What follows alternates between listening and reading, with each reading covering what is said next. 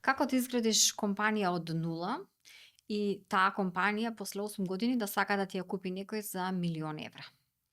Како да се пензионираш на 35 години? Како да бидеш предприемач, автор, консултант, а да имаш можноста или луксузот 3 дена да размислуваш само за стратегија за развој? Одговорот на сите овие прашања ги има Данчо Димков. Денеска со него во Newbies подкаст.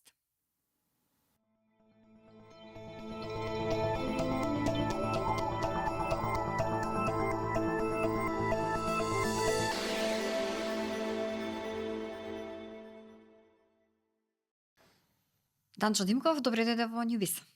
Наташа, ви благодарам за можноста да присуствувам на овој подкаст. Кога некој те слушне твојата приказна, или барем дел од приказната, прво прашање што се наметнува е како се донесува таква одлука, до вчера си бил вработен некаде и денеска си кажеш не, ја те правам фирма, те бидам предприемач.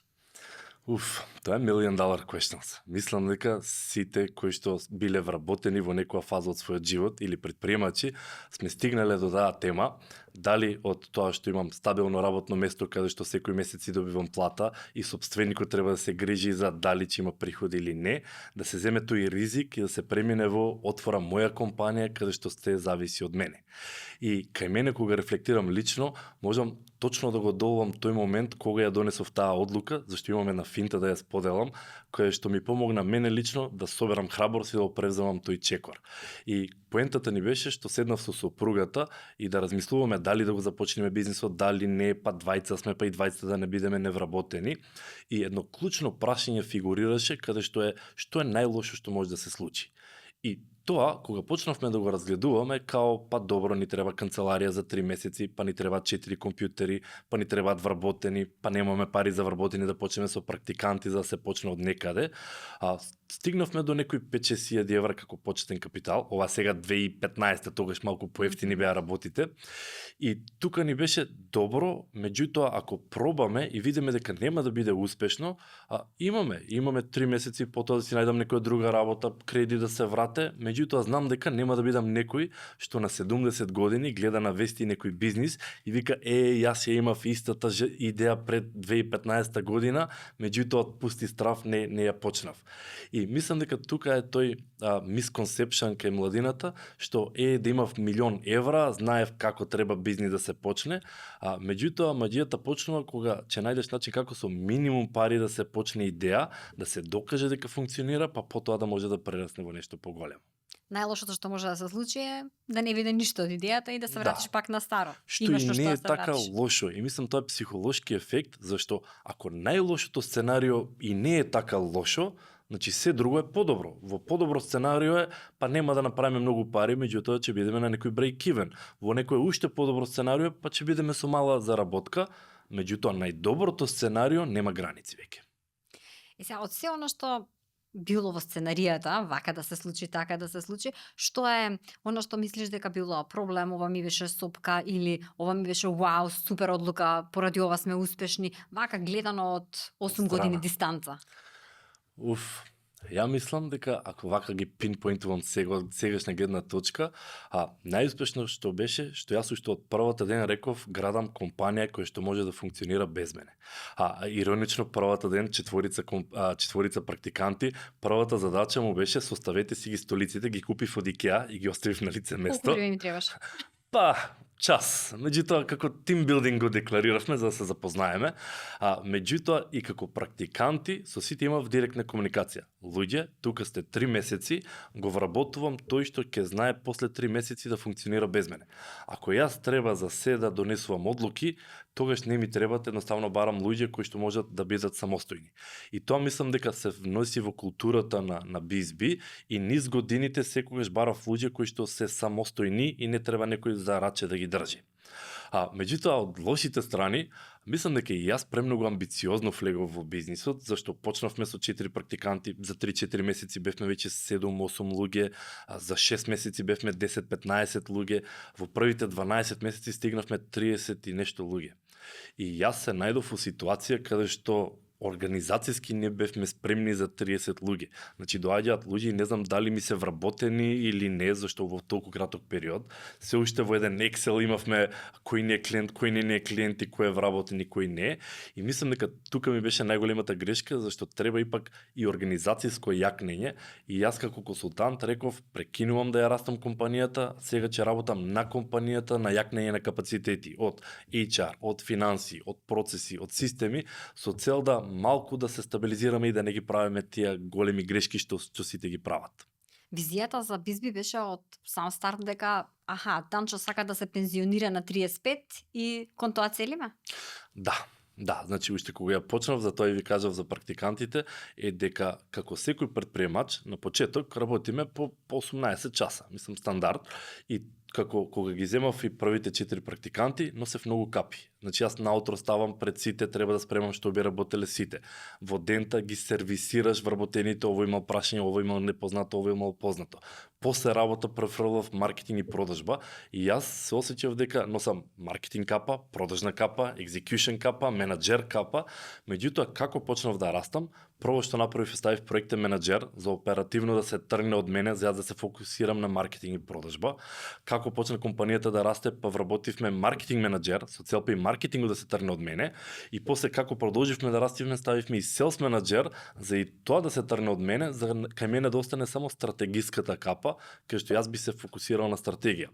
Меѓутоа, пред 2 години веќе и таа капа ја тргнав од мене, со тоа што ставив CEO во компанијата, со цел јас веќе комплетно да се тргнам од компанијата и да се само пензионирам на еден начин. И сега си пензионер, сакаш да кажеш? Неофицијално, официјално сум многу млад за да одам во пензија, меѓутоа позиционирањето на компанијата беше поставено баш така, да може да си функционира без мене, да може да си расте, не само да преживува, зашто има 2 фази.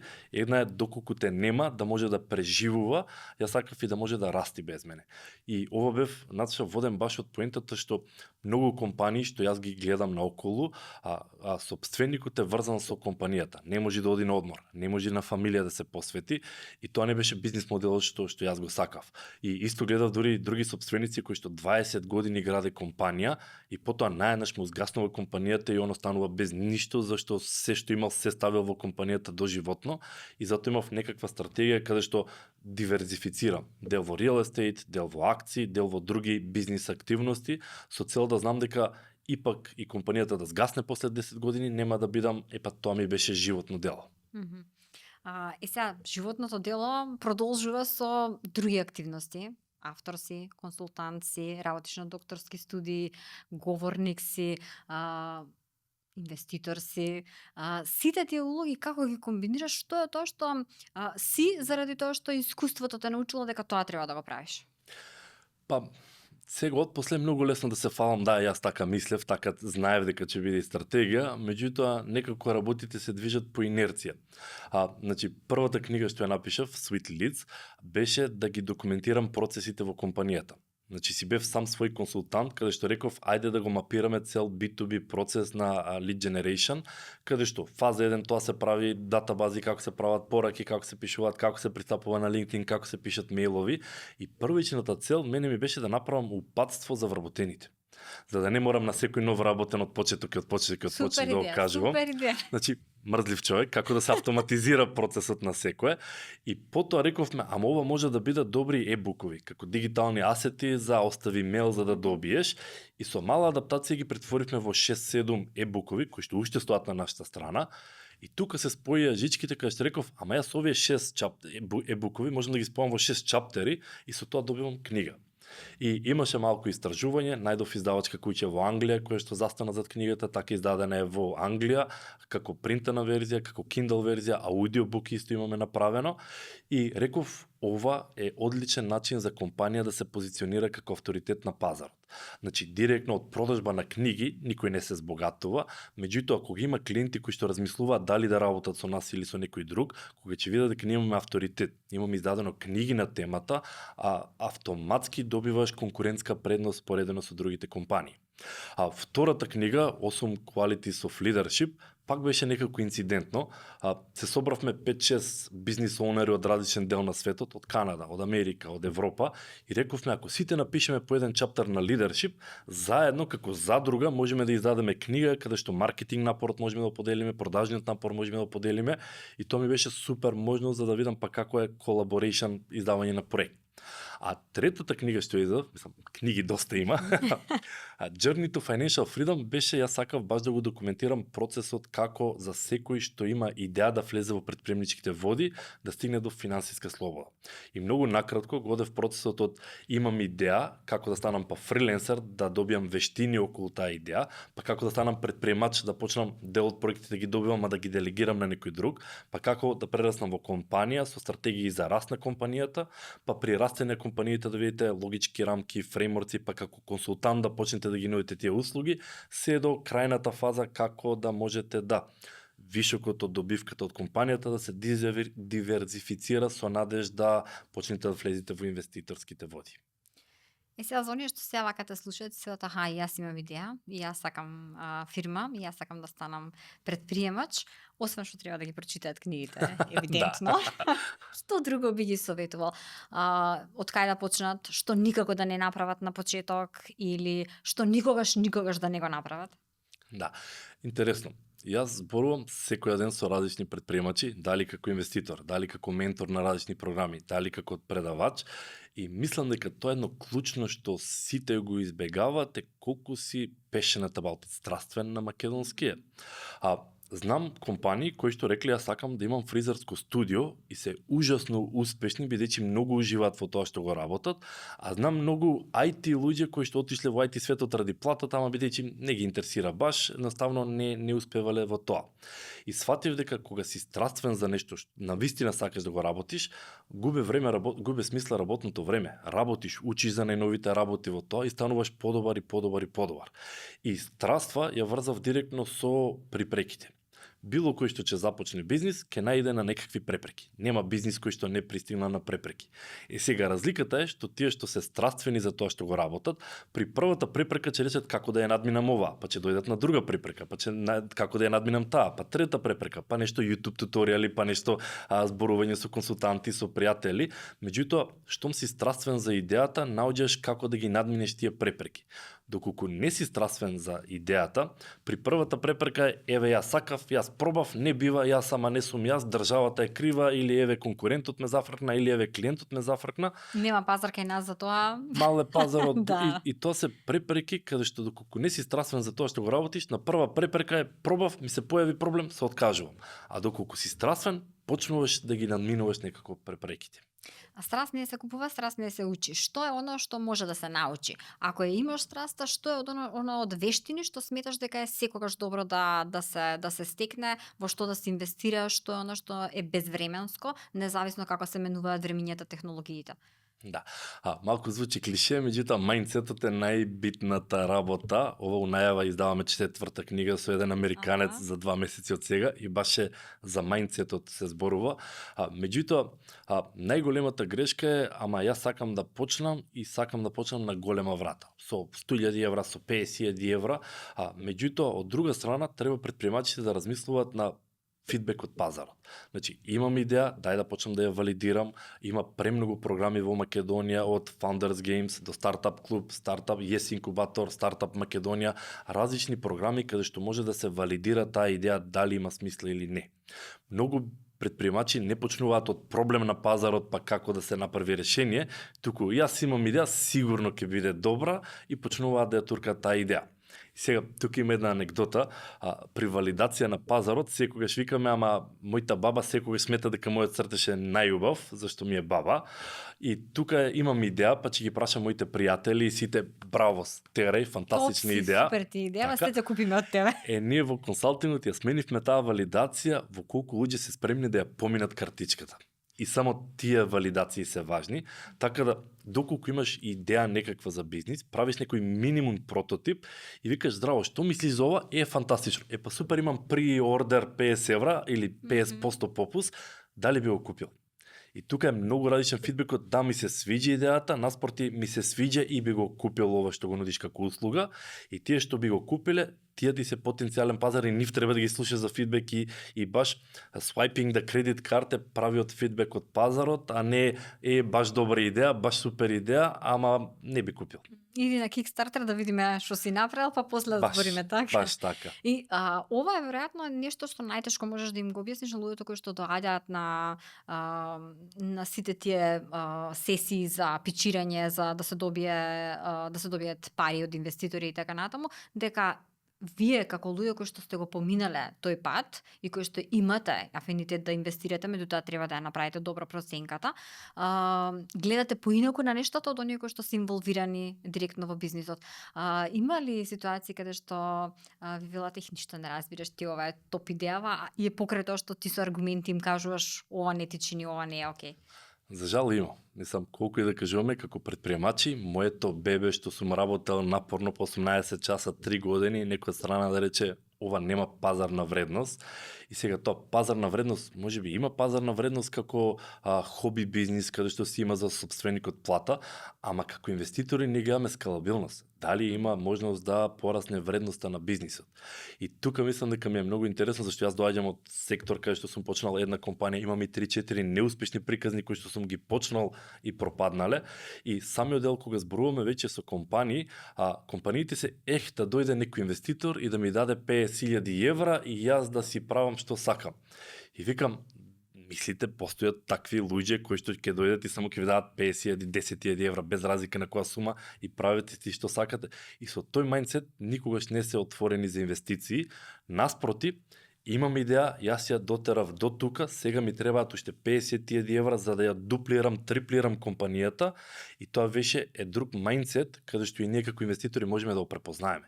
Знаеме дека тој му треба тие пари за да може да дојде на уште повисоко ниво и тогаш сме спремни ние да го дадеме тоа со цел и ние да добиеме некаков бенефит. Наспроти, нека дојде некој од некаде, нека ми даде пари, па јас ќе си уживам со коктелче на плажа, мислам типичен предприемачки сон. И тука мислам дека тие шифт на мајндсет кај предприемачите, се додека некој ќе дојде и ќе ми даде грант ли, фондација ли или пари и јас ќе си уживам, наспроти знам точно кај сакам да стигнам и ми требаат малку пари за да стигнеме до таму, тука е више сета разлика дали некоја компанија е спремна за инвестиции или не. Сега те прашам едно прашање кое што многу ми да те ги подсети на она 5 AM Club. Во смисла, успешен да бидеш ако станеш на сабајлинг 5 и се истрчаш и си го наместиш креветот и тоа е тоа. Може би не е тоа, ама има ли некои навики што ги забележуваш кај оние кои што успеале, можеби и кај себе, можеби кај оние кои што имаат и добри идеи, реализирани идеи од младите предприемачи. Што е оно што мислиш дека како навика за да се остане up to date во ваков променлив бизнис свет е добро? Па, нема една формула која е успешна, зашто да имаше сите ќе ја применевме и сите ќе бевме милионери. Јас ставам исто 5 наутро, зашто имам 3 деца дома, од која најмладото е 3,5 месеци. И така да од 5 до 7 наутро ми е периодот каде што ги завршувам најстратегиските работи. Значи, кои се тие 2 или 3 работи што ако ги завршам, дента и ништо друго да не направам, знам дека јас сум си ја остварил целта. Од 7 веќе ставаат децата, кој е за на школу, кој е во градинка, кои се подготовките.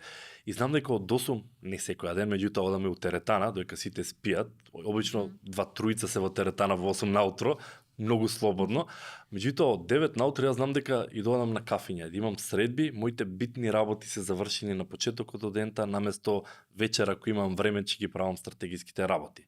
И тука мислам дека тоа мајндсет шифтот, зашто некои луѓе, мислам, половина од луѓето се овертинкери, не, јас доека не ги измислам до најситен детал, нема да започнам стратегија, а другите се па на без стратегија почнуваат во бизнис и сега фидбекот од пазарот подобро е почни брзо, сгреши, научи, коригирај, отколку 6 месеци теоретизирај како би било, што би било и како би било. И мислам дека сите кои што почнале и не успеале, во вториот бизнис се 10 пати попаметни и со подобар мајндсет, зашто веќе имаат некаква основа, отколку другите кои што размислувале 12 месеци за бизнис и потоа почнале, меѓутоа тоа мој прв стартап. Овие што учат од грешките секогаш се во предност. Трајни грешки каде што болат многу повеќе, ама меѓутоа од лично искуство, дали е за инвеститори, дали е за проба на пазар, дали е за маркетинг стратегии, многу полесно е низ искуство да се учи отколку од книга. Сега во ова време на особено последниве 2 години експанзија на вештачка интелигенција, Да, баш. постојано излегуваат нови технологии. Каков ти е ставот кон новите технологии? Колку од тоа може да биде за добро, колку за лошо? Јас сум ептен про технологија. Сега минатиот месец бев во Арменија, каде што бев спикер на AI in Leadership. И имав истражување каде што видовме каде што AI-от може да се користи за вработените, за да зголемиме продуктивност. Малце повисоко ниво на AI-от е веќе каде што имаме AI вработени со луѓе вработени и како лидершипот треба да менаџира баланс меѓу AI вработени и луѓе вработени. Повисоко ниво е како AI-от е алатка за лидершип тимот да може да го користи за зголемена продуктивност, меѓутоа крајниот стадиум е AI да превземе лидершип. И тоа беше како хипотетички модел, меѓутоа видовме дека во Полска има компанија која што AI е CEO. Значи, мултибилион долар компанија, CEO-то е AI. Каде што имавме во Кина уште 3 други компании, во Америка имаме во Executive Board од AI, така да нема да си оде баш AI-от. И сега, тука мислам, јас бар опортунитетски го гледам, каде што сметам дека има можности за компаниите. Постоечките компании можат да со помош на AI и автоматизација да си ги подобрат своите процеси, да си ги намалат своите трошоци, да најдат пристап до нови пазари кои што претходно не можеле да ги освоат, меѓутоа со благодарност на AI и автоматизација може да ги пристапат. За предприемачите се создаваат сосема нови бизнис модели, кои што претходно не постоеле пред AI и автоматизација, кај што сега имаме сосема нови предприемачи кои што Web3 технологии, криптокаренси, блокчейн технологии, се појавија многу нови бизниси кои што работат базирани на AI. Real World Asset Tokenization има AI од да не навлевам многу технологии, меѓутоа има многу нови можности и се создаваат и нови сервисни индустрии во AI-от, каде што немам јас техничка AI automation идеја, меѓутоа сметководство за компании кои што влегуваат во AI и Web3 и те како треба. Маркетинг и продажба за компании кои што влегуваат во AI и Web3 технологии и те како треба, и така да се состава цел еден нов екосистем на компании кои што се прилагодуваат, нови бизнис модели кои што произлегуваат и сапортинг сервиси кои што пробуваат да ги обслужуваат тој екосистем. Како за крај на разговорот, да се вратиме на наше окружување тука. Оти светот оди многу напред и ние мора да трчаме, да фатиме некаков приклучок. Знам дека работиш токму во овој домен ти е докторската дисертација, исто така секојдневно си во контакт со луѓе кои што размислуваат или имаат визија кон напред, кон нови технологии, кон искористување на технологиите. И нормално во држава често се зборува дигитална трансформација. Колку сме како држава, како луѓе пред се и како економија спремни за чекор подалеку од на дигитална трансформација што сите мислат дека чекај да си направам вебсайт. Далеку сме, искрено, Наташа. Сега, да не стереотипизирам, има компании кои што се бордерлайн на фронтенд на најновите технологии, меѓутоа во просек сме многу назад. И сега, тоа дали е добро или лошо, тука кај мене почнува дебатата, зашто ако сме многу назад, значи тука има во моментот на Балканот многу можности. Тие можности ги нема веќе во високо развиените земји. И сега ние пред месец време регистрировавме невладина организација која што се вика Balkan Digital. Зашто јас предвидов дека во следните 20 до 30 години на Македонија и на ниво на Балкан допрва ќе се работи на дигитализација. И сега, кога зборуваме на дигитализација за компанија која што нема никаква веб страна, за нив може да имаме бар веб страна, бар онлайн презенс ако ништо друго. За некои кои што се уште работат на хартија, еден обичен Excel може да биде прв чекор во дигитализацијата, додека тие што веќе се на Excel преминување во некои CRM и во некои напредни софтвери е можеби следно чекор во дигитализацијата, и тие што веќе користат голем дел на софтвери, имплементацијата на автоматизации, no-code automation, на AI, за да може и да се автоматизира голем дел од работите, е друг чекор во автоматизацијата. И сега, Балканот и законски сме доста назад, и компаниите сме доста назад, меѓутоа, јас сум предприемач у крв, така да тоа се што е назад, јас го гледам фантастични можности за компании постоечки, за предприемачи, дали да почнат со нови услуги, дали да почнат со нови бизнис модели, со цел да се надминува тој гап во дигиталната трансформација.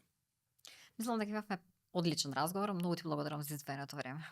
Наташа, фала ви многу што ме поканивте и се надевам дека низ овој разговор ќе инспирираме некои од младите да речат имам идеја, сега сум спремен, поготово и во технологија и пак завршувам со прашањето what is the worst that it can happen, што е најлошо што може да се случи, е да пробаат и да не успеат, секогаш може да се вработат пак, или пак многу предприемачи се паралелно со работното место пробуваат некој бизнис до степен кога веќе бизнисот почнува да работи, па да можат да преминат во полно работно време предприемачи. Нека ги мотивира тоа да се пензионираат на 35. Да, одлична мотивација. Ти благодарам.